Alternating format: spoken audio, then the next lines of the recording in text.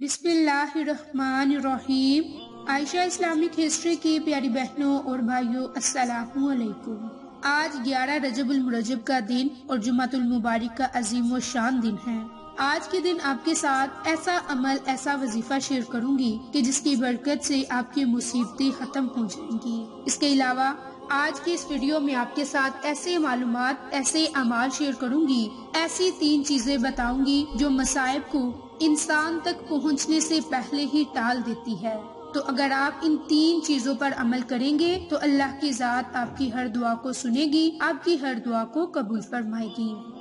ہماری دنیاوی زندگی میں زیادہ تر مصیبتیں اور پریشانیاں انسانوں کے برے اعمال کے سبب نازل ہوتی ہیں، اور یہ بات اللہ تبارک و تعالی نے اپنے کلام قرآن مجید کے اندر بیان فرما دی، جو کہ سورۃ شورى کی آیت نمبر 30 میں ہے۔ اور تمہیں جو مصیبت بھی آتی ہے تمہارے اپنے ہی کرتوتوں کے سبب سے آتی ہے، اور اللہ تعالیٰ تمہارے بہت سے گناہوں سے درگزر بھی کر جاتا ہے۔ میری بہنوں، آج اس ویڈیو میں میں آپ کے ساتھ 3 ایسی چیزوں کا تذکرہ کروں گی جو مصائب کو آپ تک پہنچنے سے پہلے روک دے گی، چاہے آپ ان مصائب اور پریشانیوں کے بارے میں پہلے سے علم رکھتے ہو یا نہیں۔ مصیبتوں اور پریشانیوں کو ٹالنے والی یہ تینوں چیزیں قرآن اور حدیث میں مذکور ہیں، اور ہر مسلمان کے لیے ان 3 چیزوں کو اختیار کرنا اور ان پر عمل کرنا بہت ہی آسان ہے۔ تو مصائب کو ٹالنے والی 3 چیزوں میں پہلی چیز دعا ہے۔ اپنی اور دوسروں کی اصلاح، کامیابی، خیر و بھلائی، مصیبتوں سے تحفظ اور موجودہ مصائب کے ازالے کا اہم طریقہ یہ ہے کہ اللہ تعالیٰ سے اخلاص، دلی توجہ اور گڑ گڑا کر دعا کی جائے، کیونکہ اللہ تعالیٰ دعا کو پسند فرماتا ہے اور دعا مانگنے کا حکم دیتا ہے۔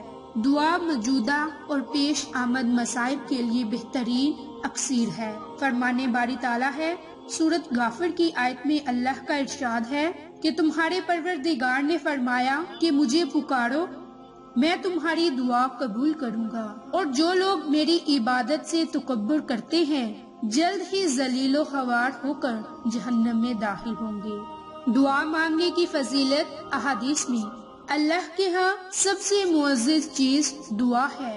حضرت ابو ہریرہ فرماتے ہیں کہ رسول اللہ صلی اللہ علیہ وآلہ وسلم نے ارشاد فرمایا کہ اللہ تعالیٰ کے ہاں کوئی بھی چیز دعا سے بڑھ کر معزز نہیں۔ باحوالہ صحیح ترمذی۔ دعا تقدیر کو بدل دیتی ہے۔ دعا آنے والی مصیبت اور آئی ہوئی مصیبت دونوں کو دور کر دیتی ہے۔ اس کے متعلق ہمارے پیارے نبی حضرت محمد مصطفیٰ صلی اللہ علیہ وآلہ وسلم نے ارشاد فرمایا کہ دعا اس مصیبت کو بھی دور کرتی ہے جو اتر چکی ہو، اور اس مصیبت کو بھی ٹال دیتی ہے جو ابھی آئی نہیں۔ تو اے اللہ کے بندو، تم اللہ سے برابر دعا کرتے رہو۔ باحوالہ صحیح ترکیب، صحیح الجامعہ۔ دوسری چیز جو مصیبت اور پریشانی کو آپ تک پہنچنے سے پہلے روک دیتی ہے وہ کثرت سے استغفار ہے۔ استغفار کے اب فوائد قرآن اور سنت کی روشنی میں۔ استغفار گناہوں کی بخشش کا ذریعہ ہے۔ سورۃ نساء میں اللہ کا ارشاد ہے، اور جو شخص کوئی برا کام کر بیٹھے یا اپنے آپ پر ظلم کر لے پھر اللہ سے بخشش طلب کرے تو وہ اللہ تعالیٰ کو بخشنے والا اور رحم کرنے والا پائے گا۔ استغفار گناہوں کو مٹانے اور درجات کی بلندی کا ذریعہ ہے۔ ہمارے پیارے رسول نے فرمایا کہ اللہ تعالیٰ جب جنت میں نیک بندے کے درجے کو بلند فرمائے گا تو بندہ عرض کرے گا کہ پروردگار، یہ مرتبہ مجھے کیسے ملا؟ تو اللہ تعالیٰ فرمائے گا، تمہیں تمہارے بچوں کے استغفار کے سبب سے یہ رتبہ ملا۔ استغفار بارش کے نزول، مال اولاد کی ترقی اور دخول جنت کا سبب ہے۔ سورۃ نوح کے اندر حضرت نوح علیہ السلام کی زبانی اللہ تعالیٰ کا ارشاد ہے، اور نوح علیہ السلام نے کہ اپنے پروردگار سے معافی مانگ لو، بلا شبہ وہ بڑا معاف کرنے والا ہے۔ تم پر آسمان سے خوب بارشیں برسائے گا اور تمہیں مال اور اولاد سے مدد کرے گا، تمہارے لیے باغ پیدا کرے گا اور تمہارے لیے نہریں جاری کر دے گا۔ استغفار سامان زندگی کا سبب ہے۔ سورۃ ہود میں اللہ کا ارشاد ہے، اور یہ کہ اپنے پروردگار سے معافی مانگو اور اس کے حضور توبہ کرو، وہ ایک خاص مدت تک تمہیں اچھا سامان زندگی دے گا اور ہر صاحب فضل کو اس کا فضل عطا کرے گا۔ جو کوئی استغفار کرے گا اللہ کی رحمت کو پا لے گا۔ حضرت صالحہ علیہ السلام نے کہا کہ اے میری قوم، نبی کریم صلی اللہ علیہ وآلہ وسلم نے فرمایا کہ مومن بندہ جب گناہ کرتا ہے تو اس کے دل پر ایک سیاہ نقطہ پڑ جاتا ہے۔ اگر وہ گناہ چھوڑ کر توبہ استغفار کر لیتا ہے تو اس کا دل صاف ہو جاتا ہے، اور اگر گناہ پر گناہ کیے جاتا تو وہ سیاہی بڑھتی جاتی ہے، یہاں تک کہ اس کے پورے دل پر چھا جاتی ہے۔ ران ہے جس کا قرآن میں ذکر ہے۔ باحوالہ صحیح ترمذی۔ تو میری بہنوں اور بھائیوں، استغفار کرنے کی بڑی ہی فضیلتیں برکات ہیں، تو کثرت کے ساتھ استغفار کیا کریں۔ اور پھر استغفار کی کئی دعائیں ہیں، جیسے کہ استغفر اللہ ربی من کل ذنب و اتوب الیہ، استغفر اللہ استغفر اللہ استغفر اللہ، یعنی کہ اس طرح سے آپ کثرت سے استغفار چلتے پھرتے کرتے رہا کریں، انشاءاللہ اللہ کی ذات آپ کی توبہ کو قبول فرما دے گی۔ میری بہنوں اور بھائیوں، یہ تھا وہ دوسرا عمل جس کی برکت سے آپ پر آنے والی مصیبتیں ختم ہو جائیں گی۔ اب تیسرا عمل، تیسرا وظیفہ آپ کے ساتھ شیئر کرنے جا رہی ہوں، جس کی برکت سے آپ کو بہت زیادہ فائدے برکات حاصل ہوں گے۔ میری بہنوں اور بھائیوں، جو تیسرا کام ہے وہ رفاعی خدمات، یعنی دوسری چیز جو مصیبت کو انسان تک پہنچنے سے پہلے روک دیتی ہے، وہ رفاعی کام ہے، یعنی دکھی انسانیت کی خدمت آپ تک مصائب اور پریشانیوں کو پہنچنے سے روک دیتی ہے۔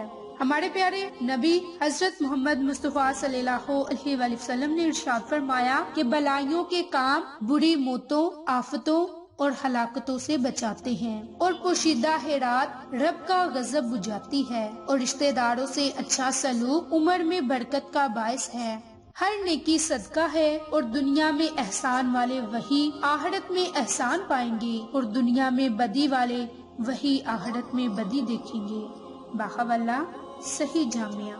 میری بہنوں اور بھائیوں، مذہب اسلام میں سب سے زیادہ افضل انسان اسے کہا گیا جو اپنی دینداری کے ساتھ لوگوں کے لیے زیادہ مفید کارآمد بھی ہو۔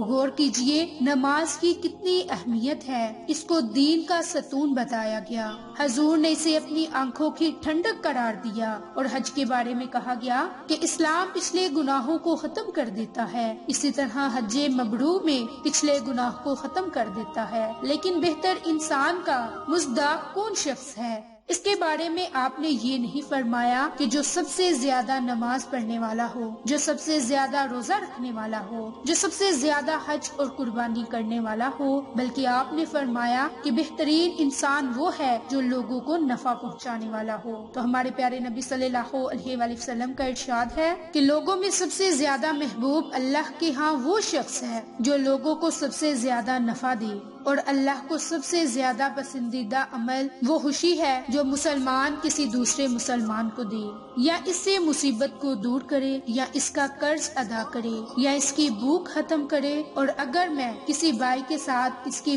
ضرورت پوری کرنے کے لیے چلوں تو یہ مجھے اس مسجد میں 1 ماہ اعتکاف بیٹھنے سے زیادہ محبوب ہے۔ ابی بن وقاص رضی اللہ عنہ فرماتے ہیں کہ رسول اللہ صلی اللہ علیہ وآلہ وسلم سے سوال کیا کہ وہ کون سا صدقہ افضل ہے، تو آپ نے ارشاد فرمایا کہ سب سے بہترین صدقہ پانی پلانا ہے، یعنی پانی پلانے سے بڑھ کر ثواب والا کوئی صدقہ نہیں۔ بیماروں کی تیمارداری کرنا صدقہ ہے۔ تو میری بہنوں اور بھائیوں، آپ نے آج جمعہ کے دن کثرت کے ساتھ توبہ استغفار کرنی ہے، اللہ سے خصوصی دعائیں مانگنی ہیں، اور اللہ سے رو رو کر گر گرا کر دعائیں مانگنی ہے۔ اور اگر آپ کے محلے میں یا آپ کے رشتہ داروں میں کوئی بیمار ہے تو اس کی تیمارداری کرنی ہے۔ انشاءاللہ اللہ کی ذات آپ کی تمام پریشانیوں کو، مصیبتوں کو ختم فرما دے گی۔ اگر آپ ان 3 باتوں پر عمل کریں گے تو آپ پر آنے والی مصیبتیں ختم ہو جائیں گی۔ تو میری بہنوں، آج جمعہ کا دن ہے، چلتے پھرتے کثرت کے ساتھ استغفار کریں۔ استغفار کی دعا بھی آپ کے ساتھ میں نے شیئر کی۔ تو آپ کو آج کی ہماری ویڈیو پسند آئے تو اسے لائک، شیئر اور سبسکرائب کریں۔ جزاک اللہ۔